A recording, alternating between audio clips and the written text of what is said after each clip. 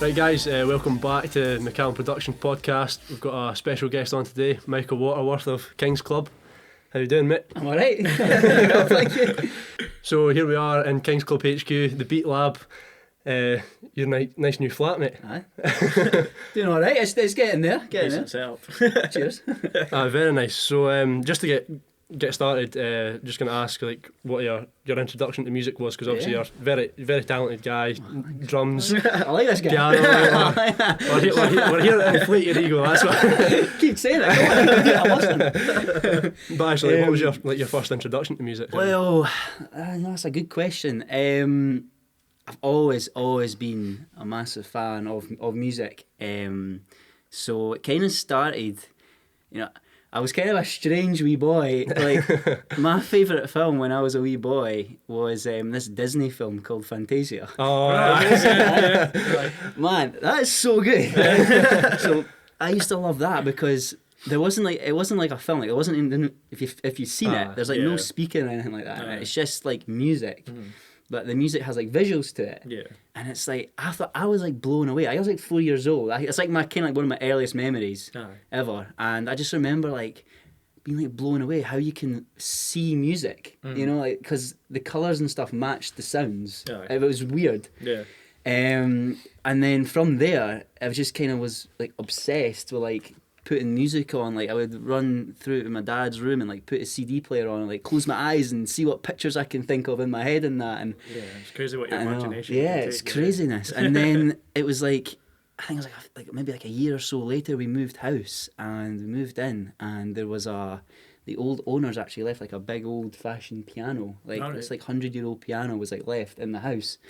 And I was like, I just remember like going and like tinkling away on it, and Mum was like, let's just get you piano lessons. So I'd started playing piano from when I was 5, and then did that like pretty much right up through school, right up to high school, and then started doing drums when I was in first year at school, so it was at about 12 years old, and then that's kind of how it all started really. And then it just things started happening. Obviously started up my old band, Dancing on Tables, started that at school with my best friends, and then from there, just kept it going. PG's regulars. Exactly. That's what it's all about. So, sorry, when you're going. Sorry. It's fair to say that you're not just a basic drummer. You've got a fair set of skills. Well, thank you. No, it was funny because like when I said to Mum, I was like 12 years old, I'm going to start playing drums, because you're at that age in like first year, and I was like, I play piano. Like, I want to play something a bit cooler. You're in high school. Like, impress the ladies. Exactly. Let's play some drums. So I remember running home telling Mum, I was like, Mum, I got in to do like the drum lessons on a Monday or Tuesday afternoon, whatever it was. Oh, Mr. McBride. Yeah. I got into doing that. And Mum was like, oh, Michael, what about your piano? I don't want that to slip. I don't want that to slip. My mum was very harsh and strict to me, like, practice piano every single morning before you go to school, and when you come back you're going to do half an hour. She was like my family aren't musical in the slightest, but like she obviously just knew like it would be really good for me in the future, which I think it has paid off. Like, she was very she was quite strict on me, like practicing every day. She didn't want I didn't have a day where I missed practicing. So my mum was a bit funny about me playing drums, but then the drums actually kind of took over the piano. But then as I got older and stuff, I started like getting right back into the piano. I still did piano lessons, but I started getting right back into it, and it kind of balanced itself off. In my kind of like 5th, 6th year at school and through university and stuff, where I actually studied music as well.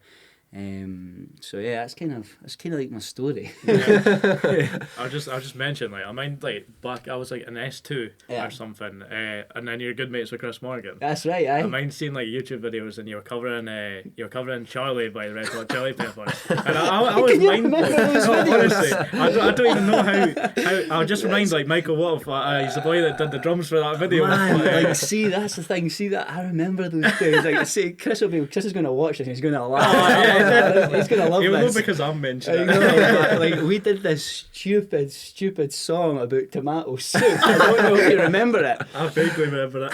And you, because one of our pals was like, right, I dare you to write a song about tomato soup. I mean, we did this like full production and everything, like I vaguely remember about tomato soup. Right, Oh, it was man, the that's weirdest thing mental. ever. Did a music video and everything for it, and it went around the school. And I was like, it's actually really good. It's actually quite good. But then, Like, am I right in saying you had like violins and there was that? like And there's a full I remember it. I think, orchestral score and everything like that. was And then we're crazy. like, nah, this needs to go. And then like 6 months later, I was like, what have we done? Aye.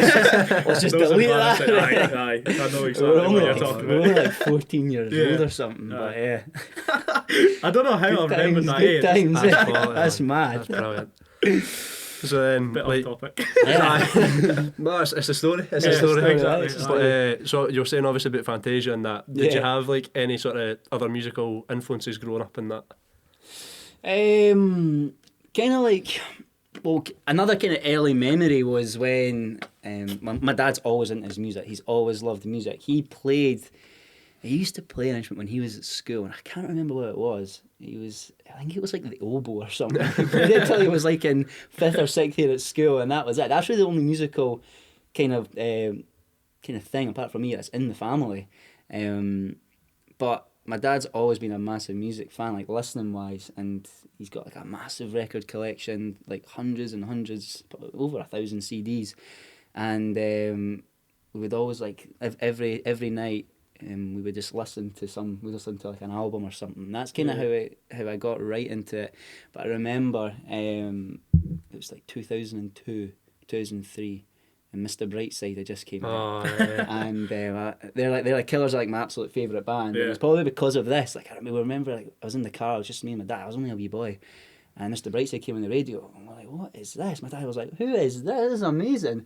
I just remember like going down the dual carriageway to Cowdenbeath, and we had the windows down, the sun was blaring, Mr. Brightside was on. It was brilliant. It's like it's one of those sort of another like early memory that I just kind of have. And then from there, I've just always been a massive fan of the Killers because I don't know, they've changed so much. Yeah, they've evolved, haven't they? They've evolved so much. They were like from rock, and now they're kind of like synth rock pop. And yeah. I feel like that's kind of like the way I've gone as well. So I don't know, they've been a massive part of my life. Everything about them, like their songwriting style, their colours and pictures that it paints in my head. You know, I love it. I love it, man. It's good. Actually, I think even like the albums like Samstone, like you could always tell Yeah. like there's a bit of like the synth pop was like Yeah, kinda, exactly. like, Yeah, coming through even exactly. there as well. Yeah, I've but- just always been a massive fan of them, man. I think they're unreal, really good. My favourite. Aye. Nice one. So, talking about your newest project now, Yeah. Kings Klub, made your social media debut in November of last year. Did. Was that how long ago? Was Yeah. it? Good. It's weird, Remember, because it's we're madness. January, like it's just like crazy how time it's so flies. crazy. Madness, like, yeah. So, well, obviously, Grant and me were in bands before. So I was drummer and dancer on Tables, and Grant was lead guitar or rhythm guitar. I can't remember what it was. I think it was lead. He was lead, wasn't he? Aye, yeah. Sorry, Grant. If you're watching this, Grant can't be here today, by the way. I should have said that. But he'll be watching us, yeah. But you know that it kind of like all started from we were in our bands, and this is the thing. There's no hard feelings at all with both sides. Like the Dance on Tables boys are still my best friends. I absolutely love them to good mates. pieces. I see them. I'm seeing Love them. Hamish today actually. They're still like my best friends. I love them. And then it was completely all mutual. When I made the band with Robbie and Greg and stuff at school, we were really young. We were like 15 years old. We were so young. Yeah. And I did it right up till I was like 21. And you know, all through school, and you go through the whole. You get signed. We were out in Nashville. We did like loads of big shows. It was amazing. Crazy But then, experience. yeah, it was amazing. I've got amazing memories. But the thing is, I just kind of like outgrew it because I'd done it for so long. I just felt like I wasn't fully invested as the others. I wasn't really feeling it as much, you know. And I guess that does happen. You just do outgrow things. And it was actually the boys that said to me, like, you don't seem like particularly happy anymore with this. Like, do you want to, you know, it's totally fine if you want to go and, you know, if you want to go and do your own thing, like you're still going to be our best pal. And I really appreciated that, them telling me that. And I was like, I think you guys are right. I think this is like, I think I just need to do this. It's not until you get told. Yeah, exactly. And it made me realise. And I was like, you know what, nah, this is definitely made the right decision, like massively. And they're doing great. They're doing absolutely amazing. As I said, they're still my best friends. So it's all good. It's great. And then Grant was in Oskar Braves, where, as I say, he was guitar, and he was the same situation. He absolutely loved it, and they released a song called 16 Roads, where Grant then asked me to do a remix. Me and Grant, we kind of knew of each other, but we weren't like best pals like we are now. Like we just kind of we knew each other from like, you know, through the music scene, sharing the stage with each other at PJs, you know, type thing. It was all good. So he asked me to do this like remix because I do kind of video and music production stuff as like a little side thing. And I was like, yeah, no worries. And I sent it to him, and he was like, you know, this is great. You know, do you actually want to try and make something of this? And I was like, why not? Let's just see what happens. Kept it really chill, and then it kind of just took off a little bit. We got so invested in it. Grant was just feeling the same about Oskar Braves, the exact same situation. He just kind of outgrew it. He didn't feel it was right for him, but they're still his best pals in the same situation. We're all pals. It's great. It's really good. It's worked out all right. Yeah. So would you say Grant was the same, like Dov and that was said to him, like they don't seem as though you're enjoying it as much as pretty much. So it's worked out well. I think it's worked out really well for both of us. As I say, you know, we are still their best pals, and you know, always will. Yeah, exactly. Always will be. So that's the main thing. But then Kings Klub came about. So yeah, we started. Grant had a few like ideas for songs. He just sent them to me, and I was like, right, let's see what I can do. So he sent me like just him and a guitar or whatever, and put it into the computer, and just started like putting some keys and stuff on it, and kind of turned into kind of poppy dance, and then that's how it all kind of came about. Really, we just started doing that. And that's how Kings Klub was born, really.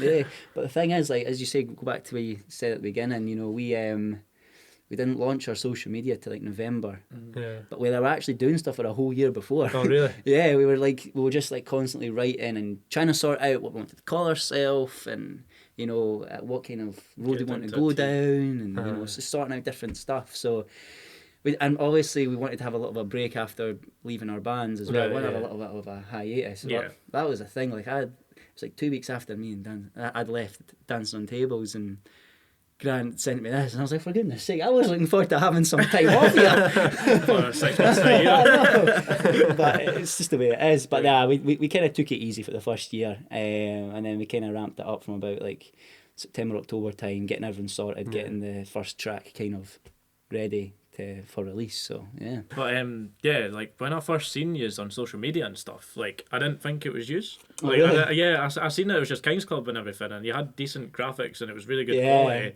and everything like that. And I was just a bit mind blown. I got Michael Waterworth. I was like, oh right. Well, that's actually quite funny because originally the actual original plan for Kings Klub was we were going to go like you know, like the DJs like Marshmallow and stuff. We were going to go like so no one would know it was us. And we were actually going to pretend we were American. We genuinely had this plan, right? It probably worked. We were gonna like not show our faces. We were gonna like on like our social media say we're like from America. We were gonna like Photoshop every like, Instagram post and everything, like, pretend we're like in LA and stuff, and kind of like fake it till you make it type thing and see what happens. Just to like go into like a completely different music scene. But when we started getting like the tracks and that done, and more and more people started finding out about what Grant and me were doing, like in the background before we'd launched anything, we were like, it's curtains now. Then I think this plan's out the window. We're just going to have to go for it, I think. Yeah. Fair enough. But so then your first release was Breaks On. Obviously it was quite a jump of genre from like sort of guitar bands to pop music. How did that come about then? That was actually one of Grant's songs. Grant's got this amazing kind of catalogue of songs that I don't know if he would give them to like his old band or he just keeps them for himself, but he's got this kind of like shelf, he calls it, and he just shelves all these songs, and he was like, I've got this song that could be quite funky and poppy, like a really funky bass line, and I was like, alright, okay. So he played it, he played it to me just like on the guitar, and I was like, oh my god, this is amazing. So he started doing it, and then he put the bass line down as well, and it just kind of came from there. But obviously it needed quite a lot of like tweaking and stuff like that, so and then I put in a lot of keys, and then trying to like find like a singer for that was an absolute nightmare. Like we couldn't find the right singer, it's quite a funny song to sing actually. It's in like a strange key, a very weird key. It's like a sharp minor key, which is really weird. So it doesn't really sit properly in like your vocals when you're trying to sing it. But luckily, I knew someone called Olivia Handler, who is in New York, and I met her through actually a flat party that was at in New York. Gregor and myself, my pal Gregor, the two of us went out to New York to meet her friend, and we stayed at hers, and she had this flat party, and we met her at this, and I've just stayed in touch with her ever since. So I sent her a message on Instagram. She's been like, "Hey, remember me?" Do you fancy singing on one of my new songs? It's a new project I'm doing. She's like, "Oh my god, yes, this is amazing," because she's an amazing singer. She's unreal. She's very, I don't know how to describe it. It's like she's quite very like Lana Del Rey type style. Yeah. She's got a good, amazing voice. And it wasn't actually the original kind of plan we had for that break song. Break song we were actually wanting like a kind of like a raspy pop male vocal. Right. Yeah. So anyway, I sent it to Olivia, and she sent it back, and she just sent like the a cappella, and I listened to the a cappella on its own, and I was like, oh, it's quite soft and stuff. I don't know. Then when we shoved it in the track, it was like, oh my god, this actually works amazingly. This is perfect. Yeah. And that's how that came about. That's how Break Song came about. Worked out quite well, I think. So did you consider like you and Grant singing on it? Because obviously you've done like backing vocals, both these. That backing vocal. I'm not much of a singer. Neither's Grant. Grant's not much of a talker either. Was that why I wasn't allowed to come Exactly. We're not the best of singers, put it that way. We're alright backing vocals, but in terms of like singing like lead vocals and stuff, there's no way. There's no way. We need a lot of auto-tune, and that's for sure. So then, obviously, that was the writing process. Going through recording. Obviously, Olivia was in New York and I knew her in Dunfermline. How did that work? Was that a bit of a challenge? Many Dropbox files. Exactly, many Dropbox files. Actually, it worked out all right. It did. Like I just sent her a bounce down version of Breaks On, one with the vocal. I was a guide vocal from Grant actually. It was a guide vocal of Grant with the lyrics, and then one without any vocals on it at all. And I just sent her that so she could just put her vocals on top basically, and then she just sent it back to us a couple of days later, and I was like, what do you think? I was like, this is amazing, this is brilliant. So fair enough. Yeah, it was actually really, really easy, really, really. So it wasn't like a long process. Exactly. Like, on the go. Pretty much. Yeah, she was right on it. So yeah, that's really good. That's good for your first one then. Exactly. Exactly. Nice and easy. So then obviously, like I was saying, you've made your debut on social media in November, and then it was sort of promoting the song. Like, how were you feeling like about to bring that out? Because obviously it was the first song of the new project. Like, yeah, exactly. We were shiting ourselves. Honestly, I'm allowed to swear. We were shiting ourselves only because it was something so different, and like especially like in the Dunfermline music scene, which is very like indie rock kind of scene. You know, it's like indie rock. It's completely different. Isn't it? It's like pop music. Like this is like chart pop music that we're making, and we were worried about people being like, oh, that shit, all they do is press a button. It's actually very difficult. So anybody that says that is they have no clue. There's so much that goes into making like a pop song. It's really hard. We were actually really nervous about it at the beginning, but then because we released, I'm pretty sure if I remember, we launched our social media, but we launched it with the announcement of our like first release. That's how we launched. So we didn't want to launch and just be like have nothing, we launched. I think that's why I thought you were like just like out of the blue, and I didn't even know it was you. Yeah, like, exactly. I think that was like kind of like all part of the plan. Which I think it kind of worked. It kind of helped quite a bit. We were really nervous about it, and then luckily people really liked it, and we got really good feedback. And we're like, okay, maybe this is all right in the end. Actually, maybe we can do this. So. Yeah, it worked out well. But it has worked out well, because I mean you've got good coverage in things like the Dunfermline Press and Jim Geltley, the Scottish Sun as well, done an article. It's amazing. Yeah, that was amazing. And I think the good thing is as well, obviously being in our previous bands, we've got like contacts as well anyway. So experience as well. Yeah, exactly, experience, and we kind of know what we're doing. I I say we know what we're doing. I don't think anybody knows what they're doing, kind of. But it's we were quite lucky with getting that one in the sun. Actually, kind of know Jim personally, so we just kind of like gave him a message. And I was like, "Oh, this is great. Yeah, I'll put you on our radio and I'll get a wee article in the Sun for you," type thing. So it worked out. Yeah, that's good. It was really good. Yeah, totally. Yeah, he's been really good to us actually. Yeah, he's always been playing our stuff. So actually, I can mind he was doing it with like Dancing on Tables and Oskar Braves and that as well. Yeah, so he's always been a big fan. Yeah. Great. So obviously we're saying about like sort of it's a big jump genre change. Like what would you say Kings Klub's sort of main influences are musically? Again, I would say that it's varied. When we first started, we were actually trying to go down the EDM route. Oh, really? Yeah. But then we were like, nah, this isn't really us. We were kind of almost like forcing it. Yeah. It didn't really work.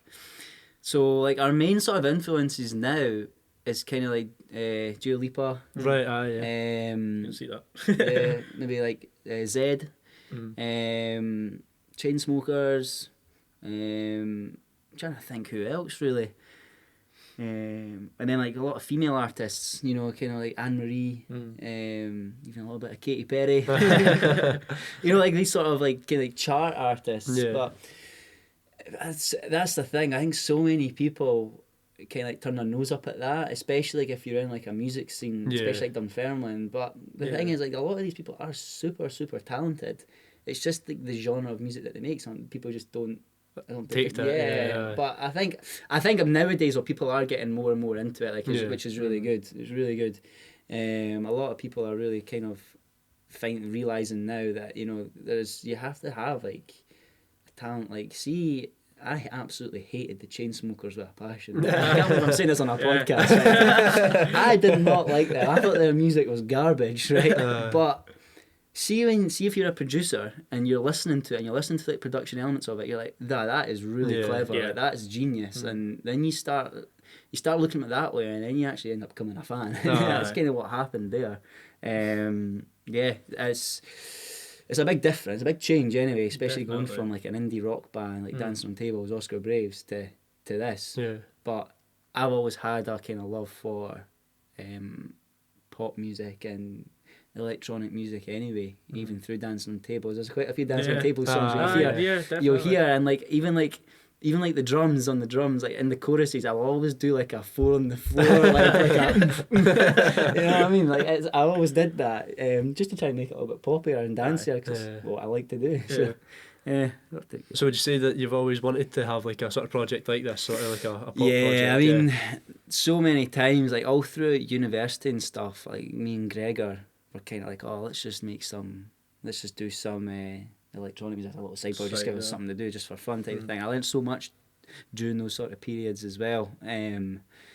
It's always been a massive part of, not a part of my life, but from probably the age I left school, so about 17, 18 to now. So like, about that summer holiday when you leave school to go into uni. From about there, that's kind of when I really, really kind of like fell in love with it all. And it just happened to be the same time when Dancing on Tables was starting to kind of get a little bit bigger as well. Just the way it worked out. But it's a big, massive change, but it's good. Because I suppose at uni and that as well, like especially in Napier, like there's such like a wide variety of like sort of, well, obviously people's music genres are obviously always going to be different, but I think with Napier, like it's like so vast, like it's crazy. So many talented people met there, and like the studios and stuff are amazing as well. Like, that's where I literally learned a lot there. Facility. Yeah, it was amazing. Like we did stuff. We went from like doing like jazz music to doing lectures about musical therapy, and to then in the afternoon you'd go and do like something like out at bloody High School Musical. It was crazy. Like honestly, it was a great time, great fun. It was just so varied. You did everything. It was amazing. I enjoyed it. Yeah, learned a lot. That's good. Nice one. So then obviously at the back of Breaks On, you released Love Me Now, which was not that long ago, the end of April. But obviously with everything going on just now, was that delayed because of what's happening, or was it brought out earlier? No, there's actually a story behind that song, so that was not even meant to be released or anything like that. So basically what happened was Grant had been working on this amazing song. It's unbelievable. Like it will eventually come out. It's probably like my favourite one we've ever done. It sounds huge. And we were working like so hard on like trying to work out a melody line for it and getting the right vocalist and stuff, and sending stuff to some other people that out in the States to see if they could like put some stuff out, put some vocal lines on it. And then that just kind of like took up so much time. But Grant was kind of the one that focusing on that, so I felt like I was kind of twiddling my thumbs a wee bit. So I was like, right, I'm just gonna start bashing on and just doing some other tunes and then send them to Grant when I'm kind of done. So started just like playing away with the keyboard just here, just behind me, and just finding some really cool sounds and just kind of putting something together. And then ended up turning into Love Me Now, which is the next song, and I literally did the whole entire song in about 7 hours. Yeah, like, it was mad. I just like blitzed it out. I sent it to Grant with which had this like a guide vocal of myself on it, which was awful. But I was like, no, this could be a good tune. Yeah, I really like this. Let's just find a vocalist, and then that's where we just got like a session singer to sing on it. We just asked her to basically perform on it for us, and she got it back to us really, really quickly again. And that was it. Like that's how that came about. Literally within about 2 days, we had a completely mastered track from nothing to a mastered track. And I sent it to Grant. I was like, "What do you think?" I was like, "Great, let's put it out in 2 weeks' time."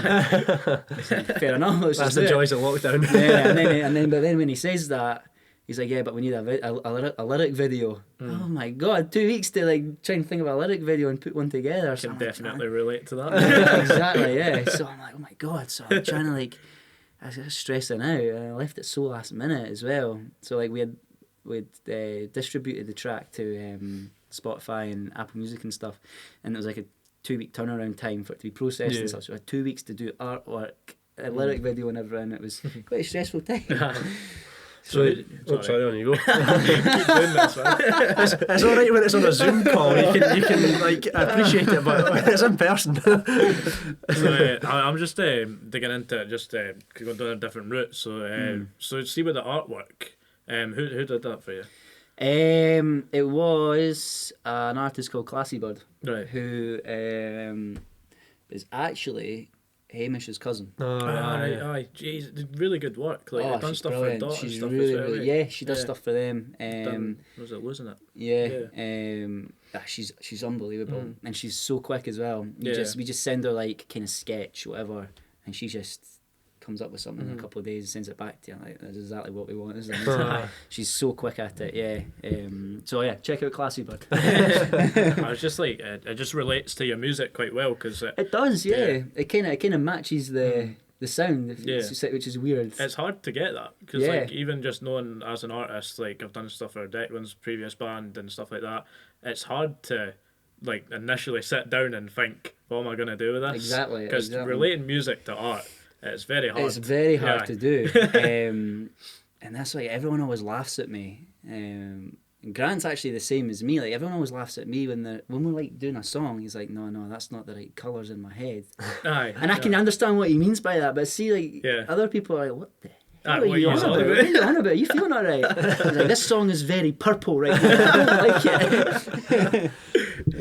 It's true though. It's a thing. Well, people like John Lennon and that, that's how they with George Martin. Like they were like describing colours for their sounds and that. It's like they've seen colours for many different reasons. So. I suppose. But so was it Classy Bird that done the lyric video for you as well? Then No, I did the lyric video for that. Yeah, I did that. I did them for both of them, for Breaks On and Love Me Now. Right. They're decent, man. Thank you. Thank you very much. Thank you. Took a while to get there. It's hard doing it. It is. It's a long process. Yeah. Boring as well. Boring as anything. Yeah. Don't get me started. But when it's done, you're like, that's good. I made that. That's decent. Yeah, it's a good feeling. Definitely. The process is boring as hell. Oh, 100%. So you'd say you're quite a DIY band then, like obviously producing your tracks yourself, and then obviously with the lyric videos and stuff like that as well. Yeah. I mean, I think I've been quite lucky to like one of my uncles is very, very technical. Like Right. he's kind of like a computer whiz kid, and he's been right into kind of like production and videoing and all that. And I just remember I was always like obsessed with it, and I would always ask him questions and stuff. So that's kind of how that came about. And like I started making like my own little videos with like my dad's camcorder when I was like 12 years old, and like trying to put like little videos together and stuff. So that's kind of like how that kind of came about. Yeah. So yeah. Nice one. Right, so then obviously lockdown's been a bit of a nightmare for everyone, but For everyone, give me a haircut, man. Like, I'm feeling the same. I'm feeling the same. This is awful. But obviously, like quite a lot of people have been doing like different wee bits and bobs, different videos and stuff. And obviously, yous have done a few isolation covers. Yeah. You've done Royals by Lord and then Yes. Crazy by Gnarls Gnarls Barkley. Barkley. Yeah. They were like two massive songs when Yeah. they came out, but then it's like they just disappeared off the radar like, Exactly. the past like 5 or 6 years. Yeah. Was that why you chose to do them? Exactly. Yeah. That's Bring why it we tried back. to do them. Yeah. That's why that was kind of like the whole idea. It's a really good point. I've never actually Let's noticed. try. Yeah. Let's They've try just and kind think of like let's try and think of like some old classics, Mhm. and that everyone's just forgotten about, Yeah. and see if we can kind of like reinvent yeah, it. yeah, Aye. just trying to do our own thing. People are like, oh shit, yeah, I remember that song. Aye, Yeah, that's the first thing I remember did when that I song. heard it. Yeah, Crazy. yeah, exactly. It's crazy. And then Never even met that. this boy. Never even met that. Yeah, so those covers that was kind of like the plan.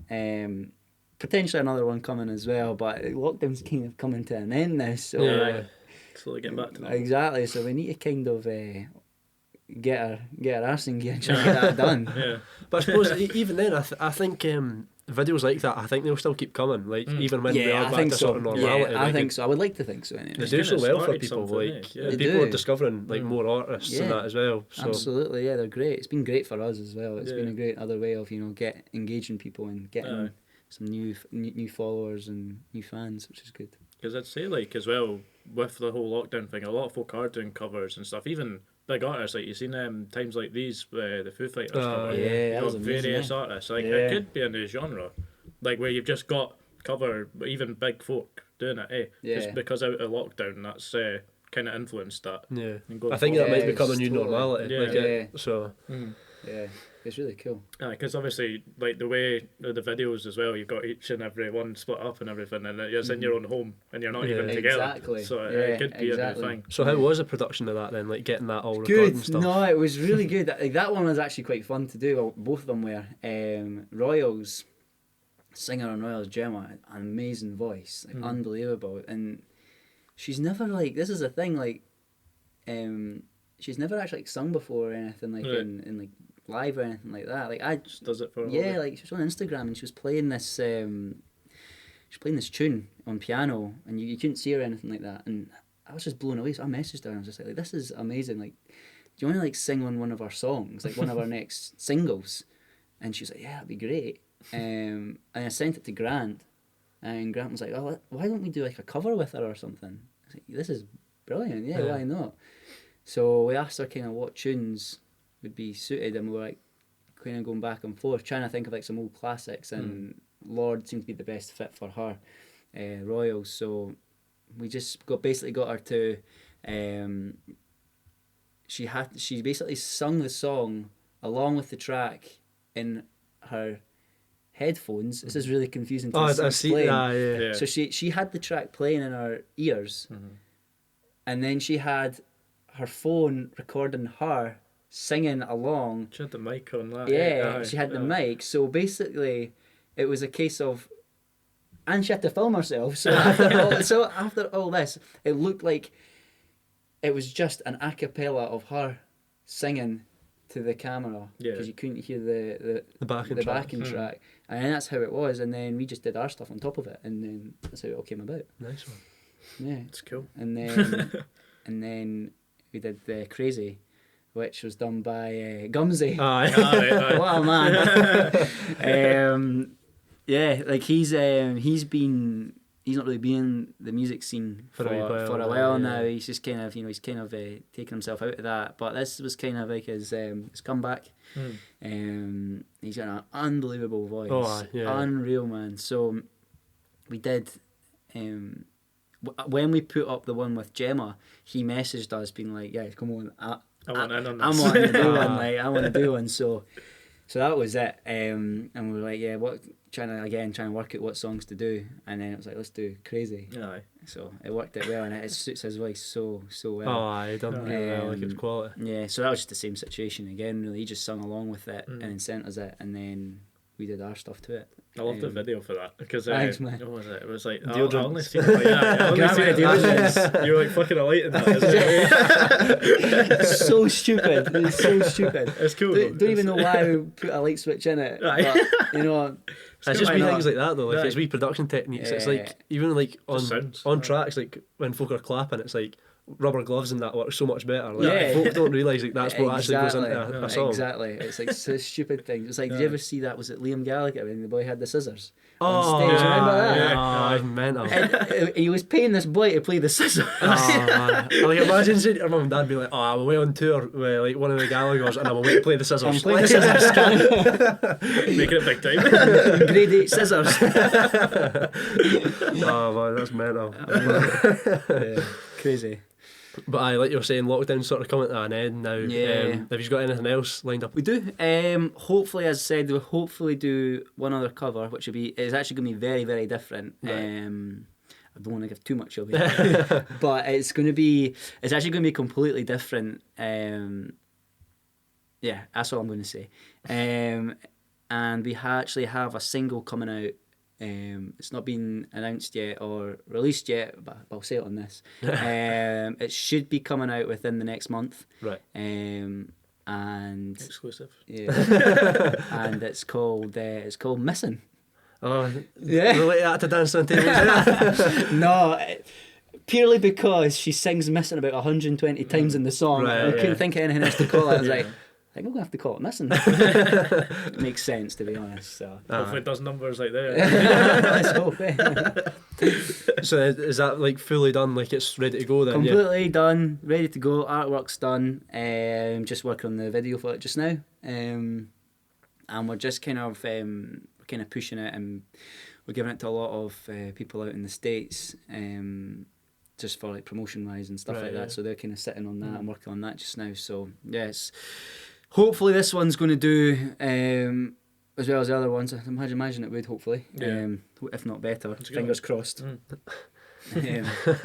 That's always the plan anyway. Yeah. You know, so Well, I mean that's the thing. Like Breaksong's done really well on Spotify. Like it's surpassed like, yeah, 2K streams or something. Yeah, I think so. And then on Apple Music as well. So I think collectively it's about 4 or 5, which is quite good. That's actually. good, like, yeah. It is really good. especially for a first release. Like Yeah. it's not even Yeah. been out like a year. Like yeah, it's it seems to have done all right. I think Exactly. so.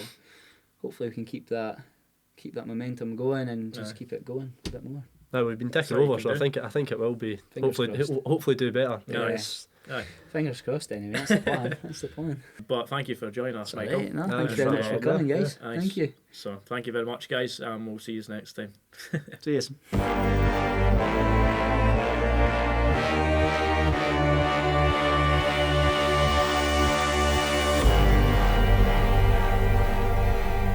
I was living up in the city with no pressure. You know I hate pressure.